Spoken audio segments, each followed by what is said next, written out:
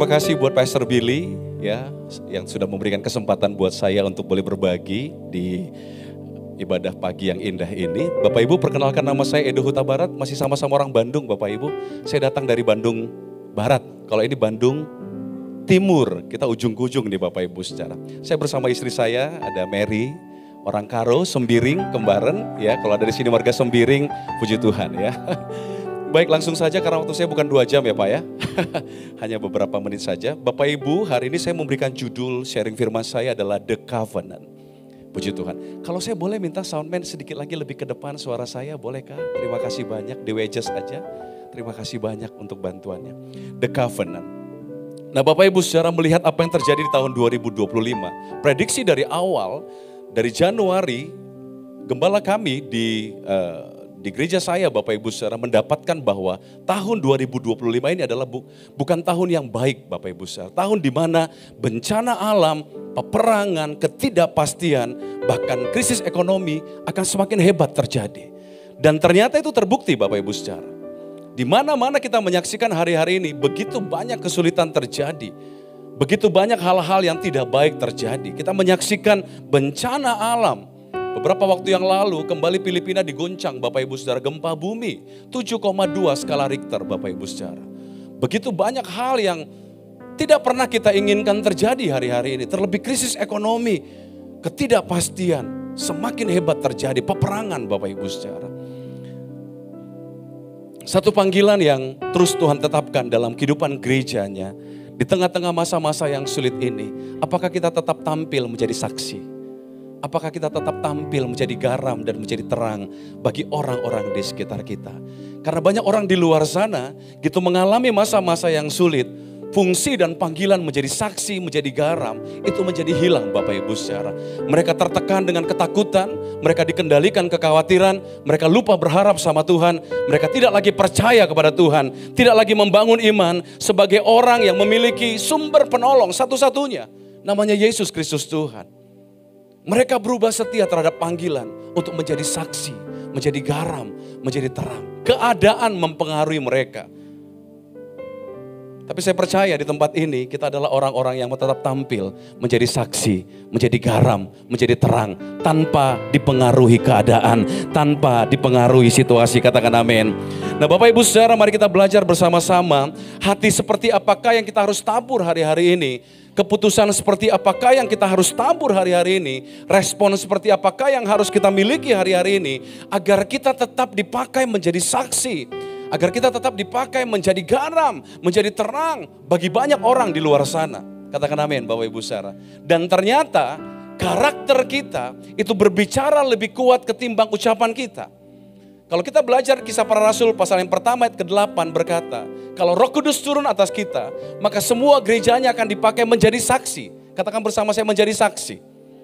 Hidup menjadi saksi, tidak cuma bersaksi, tidak cuma ngomong, tapi berlaku sama seperti Kristus hidup. Karena jelas, sekali lagi, karakter kita ternyata berbicara lebih kuat untuk dapat memberkati orang lain ketimbang cuma ucapan kita. Amin. Saya berdoa pulang dari tempat ini kita memutuskan mengejar memiliki karakter Kristus. Agar di luar sana orang-orang menemukan kita tetap memiliki hidup sama seperti Kristus hidup dalam segala situasi. Tepuk tangan sekali lagi bagi Tuhan Yesus. Coba kita baca sebentar Mazmur 128 Bapak Ibu. Kita baca pelan-pelan ya. 2-3 berkat atas rumah tangga. Nyanyian ziarah.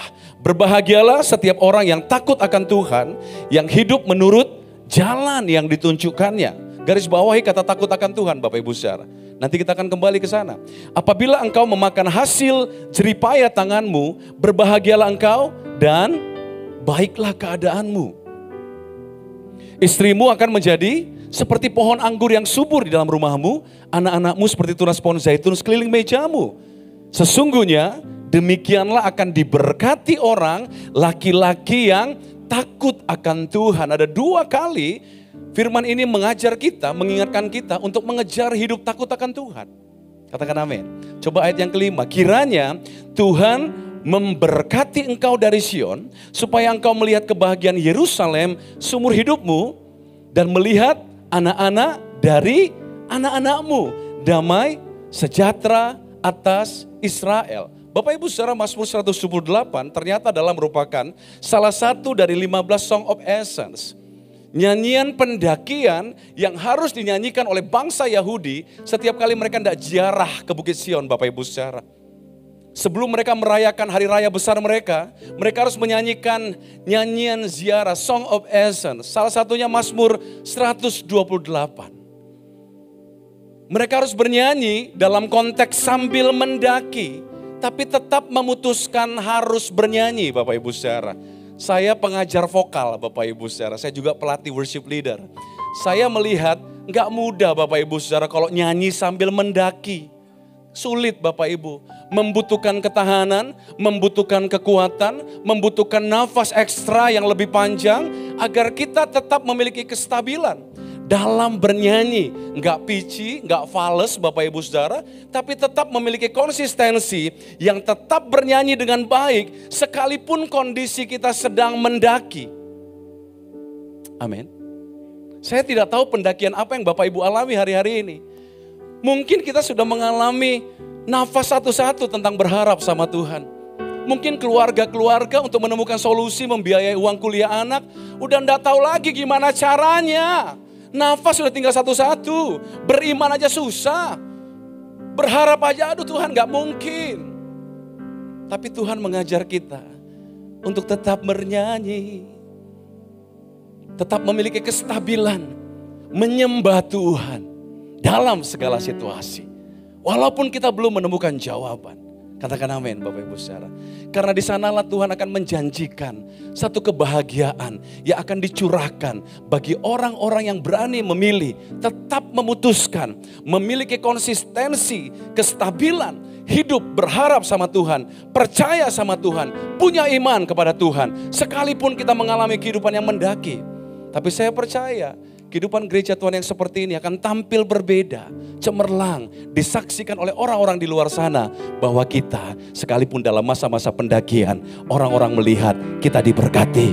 Tuhan memberikan jalan keluar, kita disertai, ada Tuhan hadir di dalam kehidupan kita dan Tuhan tidak pernah meninggalkan kita. Kita berkata, Allah kami hidup, Allah kami luar biasa. Dia memberikan kebahagiaan, Dia memberikan damai sejahtera, Dia memberikan sukacita. Bahkan kalau tadi Bapak Ibu menyaksikan ayat yang ke-6, dan kamu akan melihat anak-anak daripada anak-anakmu. Saya berdoa kita akan diberikan umur yang panjang, dengan kesehatan yang sempurna. Gak ada yang amin ini Bapak Ibu saudara. Gak mau sehat Bapak Ibu? Gak mau, yang mau sehat dan umur panjang lambaikan tangan Bapak Ibu saudara. Melihat anak-anak daripada anak-anak kita. Kita diberikan kesehatan. Kita diberikan umur yang panjang. Katakan amin. Dan orang melihat perbedaan itu dalam hidup kita. Karena kita tetap memutuskan memiliki mata yang tertuju kepada Tuhan. Iman pengharapan kepada Dia sampai selama-lamanya. Boleh minta di F sebentar? Tahu lagu ini gak Bapak Ibu? Bila kau izinkan sesuatu terjadi. Katakan, ku percaya semua untuk kebaikanku. Bila nanti telah tiba waktumu, ku percaya kuasa-Mu memulihkan hidupku. Angkat kedua tangan kita. Waktu Tuhan pasti yang terbaik. Walau kadang tak mudah dimengerti, lewati cobaan, ku tetap percaya waktu Tuhan. Tepuk tangan bagi Tuhan Yesus. Nah, sedikit saya ulas Bapak Ibu, tadi kita menemukan di beberapa ayat di Mazmur 128 ada kata takut akan Tuhan. Bersama saya katakan takut akan Tuhan. Tidak ada pilihan yang lain untuk menjadi saksi, untuk menjadi garam, menjadi terang. Kita harus mengejar hidup takut akan Tuhan. Katakan amin. Dalam bahasa aslinya saya menemukan takut akan Tuhan. Dalam bahasa Ibrani saya temukan kata yaure. Bersama saya katakan yaure. fearing, morally refrain. Seseorang yang berani tetap memutuskan memilih moral ilahi.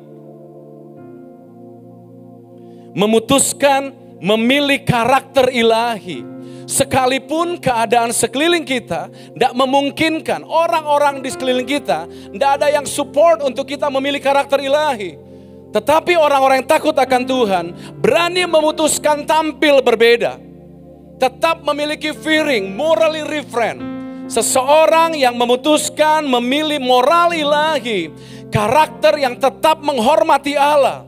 Sekalipun ada tidak ada orang, dilihat tidak dilihat orang, dipuji tidak dipuji orang, orang ini tetap memutuskan memilih yang ilahi. Hanya untuk menghormati Allah. Kalau gereja Tuhan mengejar takut akan Tuhan, tetap menghormati Allah dalam segala sesuatu, tetap memutuskan memiliki moral ilahi dalam segala sesuatu, dilihat tidak dilihat orang. Saya percaya ini akan menjadi satu kirbat, katakan bersama saya kirbat. Untuk kita diberi kuasa, tampil berbeda, menjadi saksi bagi banyak orang. Dan orang menemukan bahwa betul ada Yesus hidup dalam kita selama-lamanya. Tepuk tangan bagi Tuhan Yesus. Langsung saja Bapak Ibu Saudara, kita akan belajar dari satu pribadi. Karakter seperti apakah yang harus saya tabur hari-hari ini agar Tuhan memakai saya dan saudara untuk menjadi saksi bagi banyak orang di luar sana. Sekali lagi, karakter kita, karakter kita, perbuatan kita itu berbicara jauh lebih banyak ketimbang ucapan kita. Oleh karenanya, mari kita belajar sama-sama. Coba perhatikan sebentar Bapak Ibu Saudara. Mazmur 51 ayat yang ke-13. Ayat yang ke-11 maksud saya. Coba selesai aja langsung ya.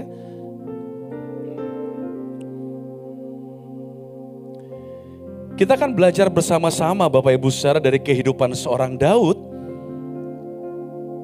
Dari karakter dan respon yang dia putuskan.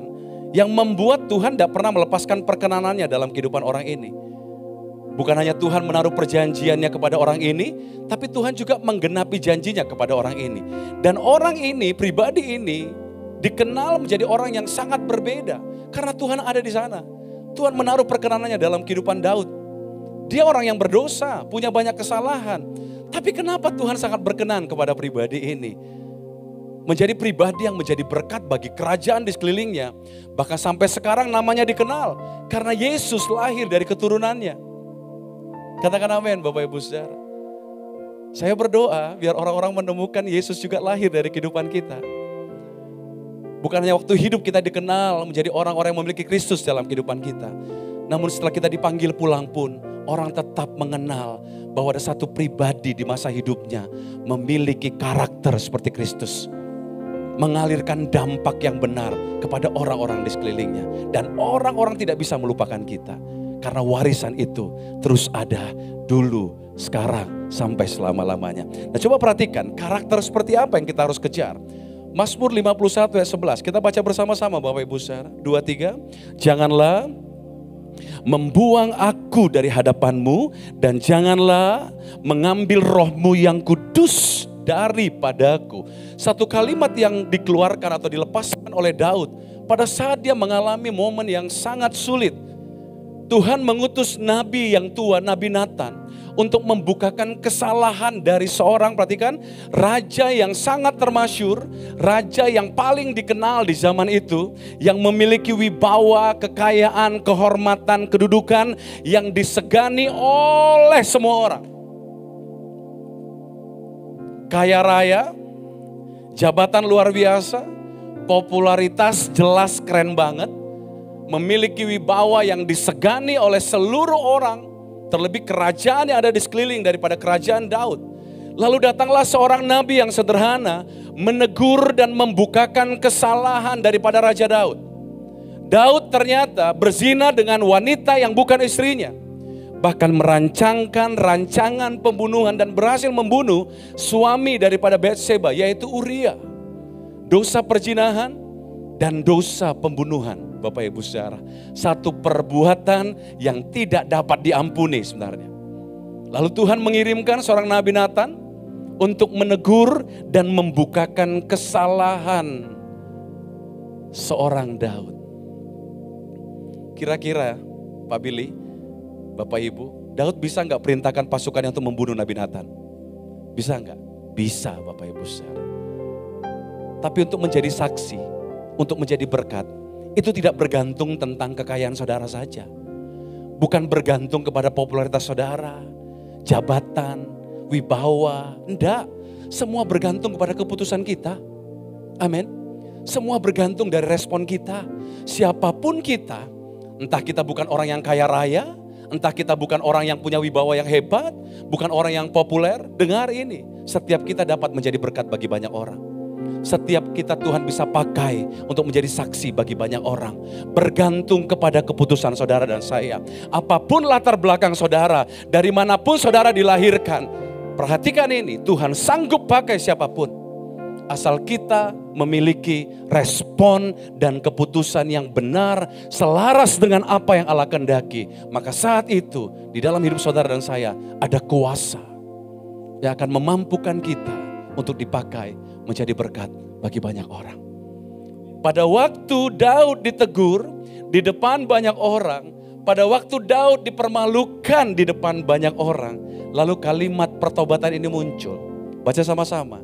Janganlah membuang aku dari hadapanmu. Ini dulu Bapak Ibu saudara. Tidak ada yang kita harus tabur hari-hari ini selain, perhatikan ini, dosa akan membuat siapapun yang tetap tinggal dalam dosa. Sekalipun sudah diingatkan, dikasih tahu, diajari, firman dilepaskan, teguran dinyatakan, tapi orang itu tidak mau meninggalkan dosa dan tetap memutuskan tinggal dalam dosa. Perhatikan, dosa akan membuat siapapun yang tetap hidup dalam dosa akan terlempar dari hadapan Allah. Gak ada yang amin? Berbicara terlempar dari hadapan Allah, orang yang tidak lagi ada di hadapan Allah tidak akan pernah lagi mengalami apa yang disebut perkenanan Allah. Allah udah ndak pusing sama hidup orang itu. Allah udah ndak mau lagi turun tangan, ndak peduli sama orang-orang yang sudah diingatkan, dikasih tahu, ditegur, dinasehati, tapi memiliki respon yang tetap mau tinggal dalam dosa. Tetap hidup dalam dosa. Orang-orang seperti ini akan memiliki kehidupan yang tidak akan pernah menjadi saksi.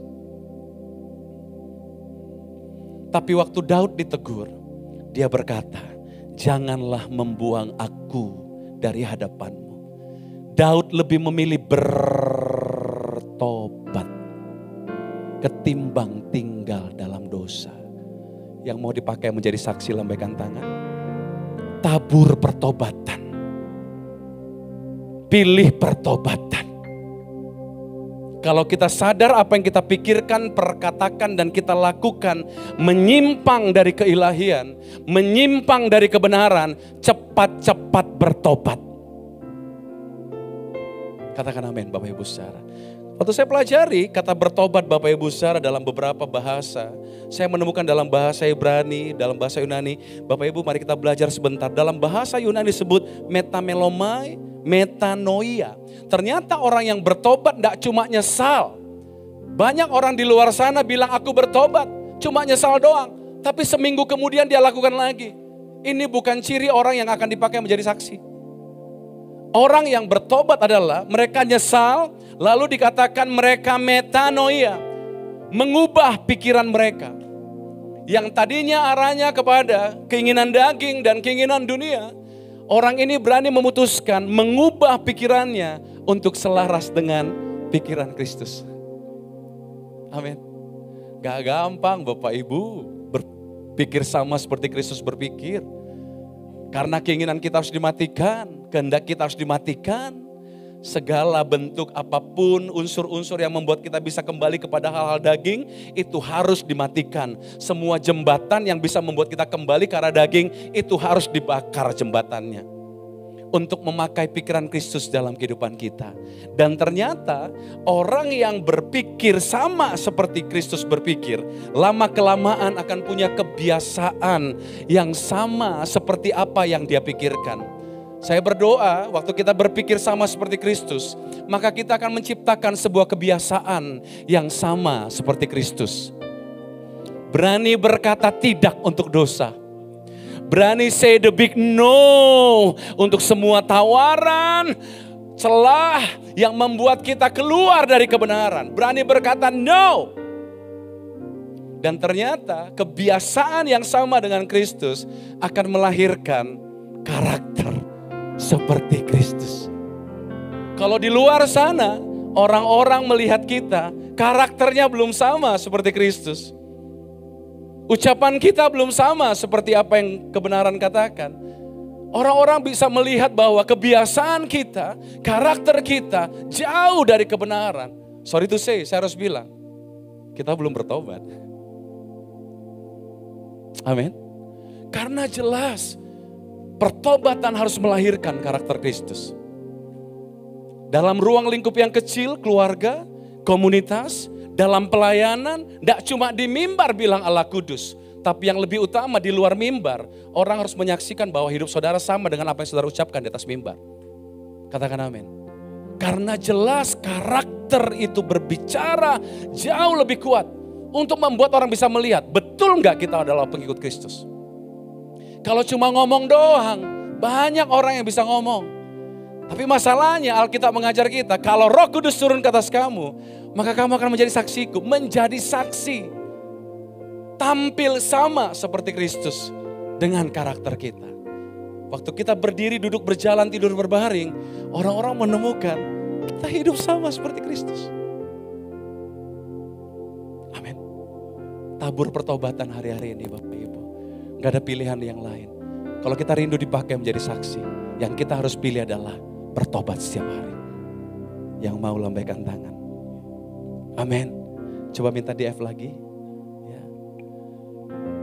Ku telah mati, katakan yuk. Dan tinggalkan cara hidupku yang lama, semuanya sia-sia dan tak berarti lagi. Hidup ini ku letakkan pada mezbamu ya Tuhan. Angkat kedua tangan Bapak Ibu berkata, jadilah padaku seperti yang kau ingini. Katakan lebih lagi, ku telah mati dan tinggalkan cara hidupku yang lama, semuanya sia-sia.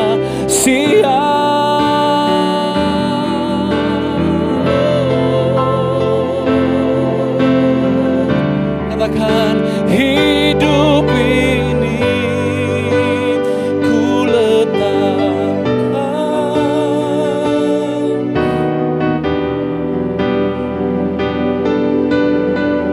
Taruh tangan kanan kita di dada kita dan katakan, jadilah padaku seperti yang kau ingini.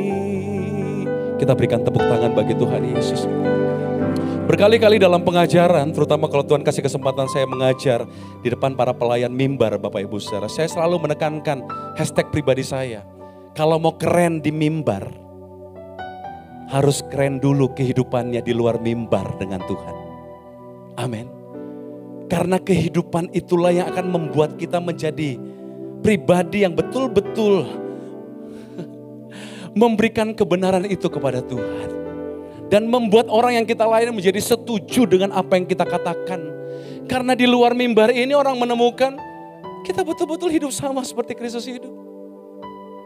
Saya pernah punya beberapa anak mentor, Bapak Ibu Saudara, mereka pemusik dan WL. Maaf kalau saya harus ngomong ini. Bapak Ibu, setelah mereka selesai pujian penyembahan, waktu firman dilepaskan, di pastori Bapak Ibu Saudara, singers dengan pemusik bisa melakukan hubungan dalam tanda kutip. Bapak Ibu bisa tangkap ini. Karena mereka tidak melihat sebuah nilai tentang karakter. Mereka berpikir kekristenan cuma mengejar itu tadi. Kekayaan, popularitas, jabatan, uang, posisi. Tapi tidak mengejar berfungsi sebagai orang-orang yang diberi karunia, kuasa untuk menjadi saksi dimanapun kita berada. Memiliki karakter Kristus. Saya tekankan kepada mereka, mau keren di mimbar, mau diurapin di mimbar, mau menjadi orang yang mewarisi sesuatu yang luar biasa dari kerajaan Allah. Kehidupan di luar mimbarnya harus keren dulu dengan Tuhan. Membawa pertobatan, membawa kehidupan yang intim sama Tuhan, membawa kebenaran. Dan kebenaran itulah yang akan menghadirkan Tuhan dari depan sini kepada orang-orang yang kita layani. Amin. Demikian juga hidup kita. Kebenaran itu yang akan menghadirkan kuasa Allah untuk membuat hidup kita berdampak bagi banyak orang di luar sana. Yang mau katakan amin. Tepuk tangan sekali lagi bagi Tuhan Yesus. Nah, coba kita masuk ke poin yang terakhir aja Bapak Ibu. Waktu saya tinggal 8 menit. Haleluya. Coba kita perhatikan lagi Mazmur 51 ayat 11 tadi. Kalimat keduanya bilang apa? 2, 3. Dan janganlah mengambil rohmu yang kudus daripadaku. Rohnya huruf kecil, huruf besar Bapak Ibu saudara. Rohnya huruf kecil, huruf besar. Dan janganlah mengambil roh kudus. Roh Allah pribadimu Tuhan. Waktu dia ditegur, sebenarnya dia sedang mengatakan ini kepada kita. Bagi saya, kata Daud, wibawa, jabatan, harga diri, harta, kekayaan, popularitas tidak lebih penting dibandingkan roh Allah. Kalimat ini sedang mengajar kepada kita. Ternyata roh Allah harus nomor 1 dalam hidup kita. Yang lain nomor sepatu. Amin. Kalau nggak salah Pak Billy punya pabrik sepatu ya Pak? Bukan ya Pak ya? Salah saya. Benar nggak Pak? Atau gimana Pak? Pantasan sepatunya keren banget ya Pak ya? Luar biasa. Roh Kudus harus nomor 1, yang lain nomor sepatu. Bapak Ibu, ini kalimat yang gak sengaja kita dengar. Bagi Daud roh Allah itu jauh lebih penting ketimbang harta, jabatan, wibawa, harga diri, popularitas, kekayaan, posisi. Tidak masalah buat dia. Itu tidak lebih penting dibandingkan roh Allah. Masalahnya gereja Tuhan di luar sana, kepala jadi kaki, kaki jadi kepala. Bergaul dengan Roh Kudus sudah bukan hal yang prioritas. Bertanya sama Roh Kudus sudah bukan hal yang prioritas. Apa-apa mengandalkan kekuatan sendiri. Apa-apa mengandalkan pengalaman sendiri. Apa-apa merasa mampu bahwa pengalaman 20 tahun itu cukup. Bahwa saya pintar, saya mampu, saya bisa. Susah kita kalau jadi saksi, kalau cuma mengandalkan jabatan, kekayaan, uang, popularitas dan lain sebagainya. Lalu orang bisa melihat Roh Kudus dari sebelah mana dari hidup kita? Karena sumber segala kehidupan, sumber segala pewahyuan, sumber segala hikmat itu datang dari Roh Kudus. Roh Allah sendiri. Amin. Pribadi Allah sendiri yang akan menuntun siapapun yang setiap hari berkata, Roh Kudus tolong saya, Roh Kudus urapi saya, Roh Kudus saya melangkah enggak ya tanda tangan agreement ini ya Roh Kudus. Orang-orang yang seperti ini yang setiap hari bertanya sama Roh Kudus, yang setiap hari bergaul sama Roh Kudus, yang memiliki momen-momen yang konsisten untuk terus membangun keintiman sama Roh Kudus, maka hidup orang seperti ini akan dituntun dari kebenaran kepada kebenaran. Orang yang taat dengan Roh Kudus, kehidupan ketaatan dengan Roh Kudus akan mendatangkan hidup yang penuh kuasa. Kita akan diberikan kepekaan membedakan mana yang benar, mana yang tidak benar. Mana yang perlu diterima, mana yang tidak perlu diterima. Diberi kepekaan untuk boleh melangkah atau tidak boleh melangkah. Maka Tuhan akan memberikan perbedaan kepada orang-orang yang berani melekat dengan Roh Kudus. Bergaul sama Roh Kudus. Apa-apa tanya Roh Kudus. Sepertinya lebay banget. Tapi orang yang dipimpin Roh Kudus akan dibawa kepada kehendak Bapa. Orang-orang yang berani dipimpin dari ketaatan kepada Roh Kudus. Memang gak mudah. Kepintaran kita dihancurkan. Wibawa kita dihancurkan. Pengalaman kita dimatikan. Untuk bergerak dalam sebuah tatanan yang disebut ketaatan. Berjalan dari kemustahilan. Dari ketidakmungkinan. Tapi waktu kita berani berjalan dengan Roh Kudus, Perjalanan kita akan sampai kepada destininya Tuhan, kepada rancangan Tuhan.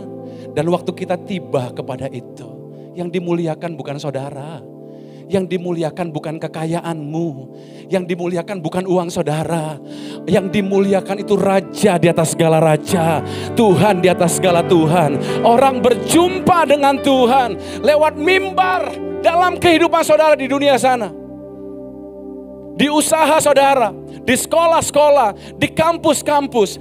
Mimbar bukan cuma ini, tapi mimbar adalah profesi saudara. Orang bisa menemukan Tuhan hadir di sana. Karena ada orang-orang yang berani memutuskan bergaul dengan Roh Kudus. Yang setiap hari berkata, urapi aku Roh Kudus. Sebelum ngapa-ngapain datang sama Roh Kudus. Merendahkan hati bilang, Roh Kudus tolong aku.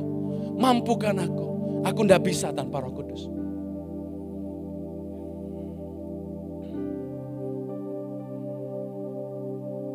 Amin. Sebelum almarhum Pak David dipanggil pulang Bapak Ibu saudara, saya dari Aruna Bapak Ibu. Saya mendampingi beliau sebagai worship leader sekitar hampir 20 tahun. Tuhan izinkan kami pergi ke kota-kota luar pulau sampai ke bangsa-bangsa. Dan beberapa kali Tuhan izinkan kami melayani Bapak Ibu saudara di berbagai negara. Saya selalu diajar salah satu oleh Ibu Gembala. Ibu Gembala berkata, Edo, kalau mau pilih lagu setiap kali pimpin pujian, jangan lupa tanya sama Roh Kudus. Bilang sama Roh Kudus, Roh Kudus kasih tahu saya ya, Bapak pengennya saya nyanyi lagu apa. Taruh di hati saya ya Roh Kudus. Amin. Dan saya melihat setiap kali saya berani taat sama Roh Kudus untuk menyanyikan apa yang Tuhan taruh di hati saya.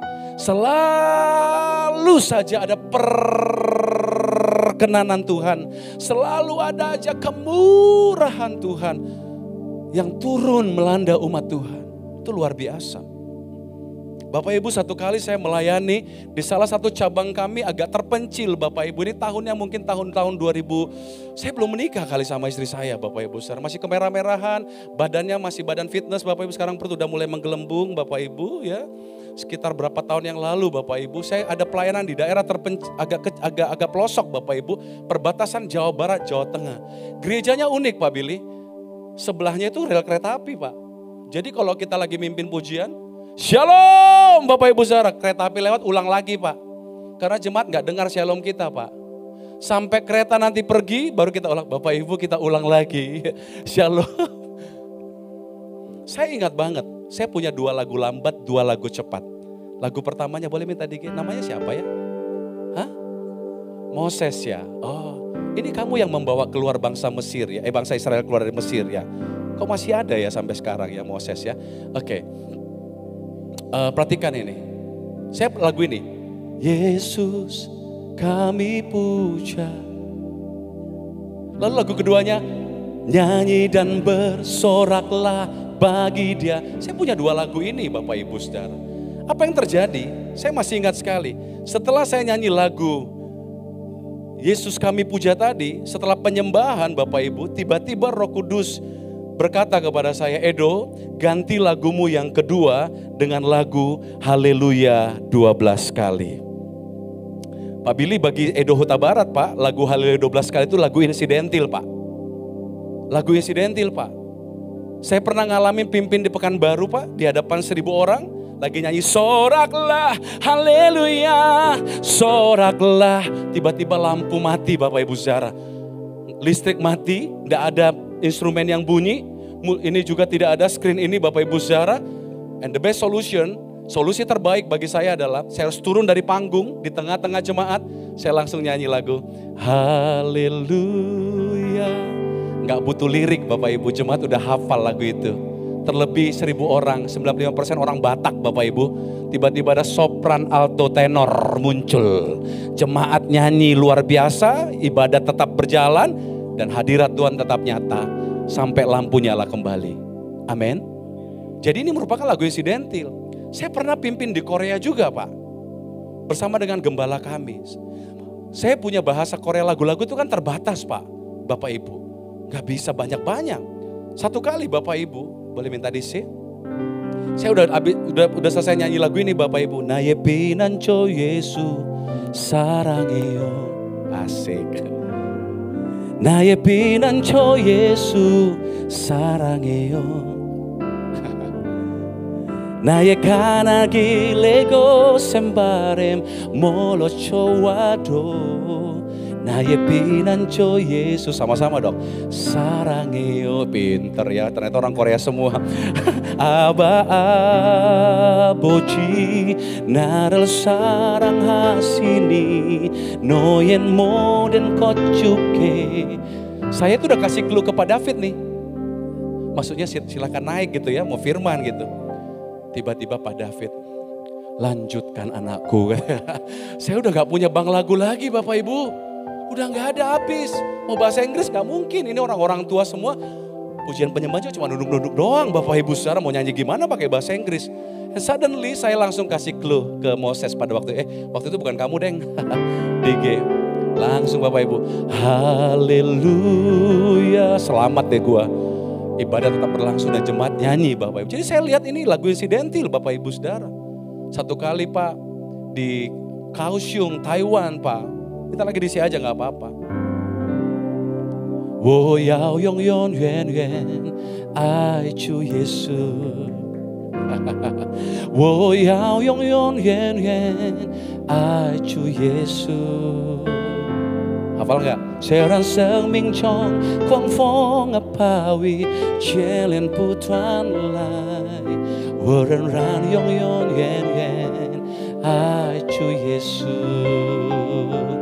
Oh apa tianfu cesa wo yao ni erni. Lupa saya Pak. Oke, Bapak Ibu saya kasih clue lagi nih ke gembala, Bapak Ibu gembala saya.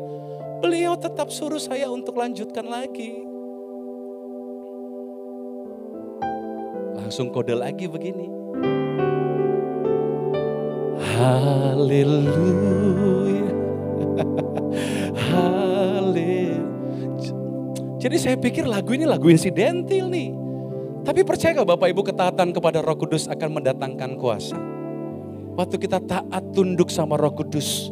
Satu keinginan yang dari Roh Kudus yang kita lakukan. Sekalipun tidak masuk akal. Sekalipun kita punya agenda yang lebih keren. Tapi waktu kita taat sama apa yang Roh Kudus mau. Percayalah hidup kekristenan kita akan berjalan dari kuasa kepada kuasa. Yang membuat orang bisa menyaksikan. Kok kamu beda? Karena ada kuasa Roh Kudus dalam diri kita. Bapak Ibu langsung saat itu saya nyanyi lagu ini. Haleluya, di ibadah yang tadi di tempat kecil tadi Bapak Ibu di desa yang di kota kecil tadi. Haleluya. Nothing happen, gak ada yang berubah. Tapi saya tetap taat, saya tetap nyanyi Bapak Ibu saudara. Haleluya.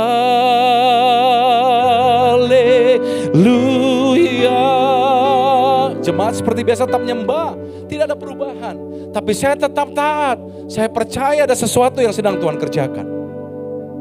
Jangan pernah berubah setia dalam ketaatan kepada Roh Kudus. Sekalipun mata jasmani kita belum bisa melihat jawaban hari ini, tetap sembah Tuhan, tetap percaya kepada Roh Kudus, tetap sembah Dia, tetap lakukan apa yang Roh Kudus mau. Tunggu waktunya, Dia pasti muncul dengan cara yang ajaib. Tiba-tiba Bapak Ibu saudara saya berkata, ada seorang bapak dari belakang, angkat kursi dari belakang. Lalu dia tiba-tiba lari ke depan, jarak 1 meter dengan saya. Dia berkata, lawan kekuatanmu dengan kekuatanku. Seorang jemaat Tuhan dirasuki roh jahat Bapak Ibu saudara. Saya tidak memperdulikan orang ini, saya tetap nyembah Tuhan. Saya tetap nyanyi lagu ini. Sementara dia sambil I don't care. Saya tetap terfokus sama Tuhan. Mungkin orang di luar sana akan banyak membuli Bapak Ibu. Ada orang yang ngejek, ada orang yang mungkin mempermalukan Bapak Ibu. Ada orang yang melepaskan perkataan gak mungkin sembuh, gak mungkin bisa sembuh, gak mungkin diberkati, anakmu gak mungkin berhasil. Jangan pedulikan omongan orang. Tetap tampil memandang kepada Tuhan. Sembah Dia, bangun iman, masuk ke gua pribadi saudara, puasa, nyembah, nyanyi, muji Tuhan Raja di atas segala raja. Tunggu waktunya, Tuhan akan membuat perbedaan dalam hidup kita. Waktu saya tetap memusatkan perhatian menyembah Tuhan, Tuhan taruh doa dalam hati saya. Dalam nama Yesus, aku berkata, di dalam kekudusan Allah, segala roh yang bukan dari Tuhan keluar. Orang ini terlempar 3 meter ke belakang bersama dengan kursinya. Saya kenal gembalanya, saya kenal pembicara saat itu. Kami sahabatan juga Bapak Ibu Saudara. Saya kasih clue ke Bapak Gembala, supaya doa ini jemaatnya. Gembala dengan wibawa menunjuk pada saya, kamu yang doa. Waduh, saya yang doa. Saya turun Bapak Ibu Saudara, bersama diakonis kami doakan. Pelepasan, terima Yesus sebagai Tuhan dalam kehidupannya. Siapa dia? Seorang dukun yang datang ke ibadah, mau menyantet orang. Dan orang yang menjadi objek untuk disantet namanya Edo Huta Barat. Apa yang terjadi kalau saya tidak taat sama Roh Kudus? Gak ada api perlindungan yang turun dalam hidup saya. Apa yang terjadi kalau saya lebih mengiyakan keinginan saya? Merasa saya lebih bisa, merasa saya lebih hebat. Tidak ada perkenanan Tuhan turun di sana.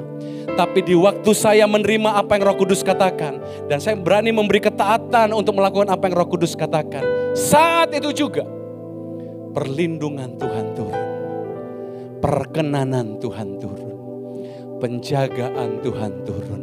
Yang harusnya saya mati, saya tidak jadi mati.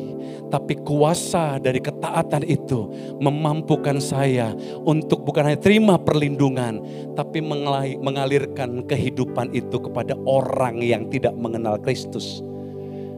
Dan lewat hidup saya, orang ini berjumpa dengan Tuhan Yesus. Kalau Tuhan hari-hari ini berkata kepada saudara, puasa, puasa aja. Amin. Kalau Tuhan berkata bangun mezbah, suami ajak istri bangun mezbah lagi, taat aja. Kalau hari-hari Roh Kudus berkata, berkati orang yang membenci kamu, berkati orang yang memfitnah kamu. Mentor saya ngajar saya, kalau ada orang yang membenci kamu, kirim kue ke rumahnya. Lakukan aja, karena kita percaya di dalam ketaatan selalu ada kuasa yang akan memampukan kita berjalan dari mujizat kepada mujizat, dari kebaikan kepada kebaikan, dan dari kemuliaan kepada kemuliaan, yang membuat hidup gereja Tuhan tampil berbeda. Bukan karena kita hebat, tapi karena ada kuasa Roh Kudus dalam hidup kita yang memampukan kita menjadi berkat bagi orang-orang di luar sana. Yang mau katakan amin.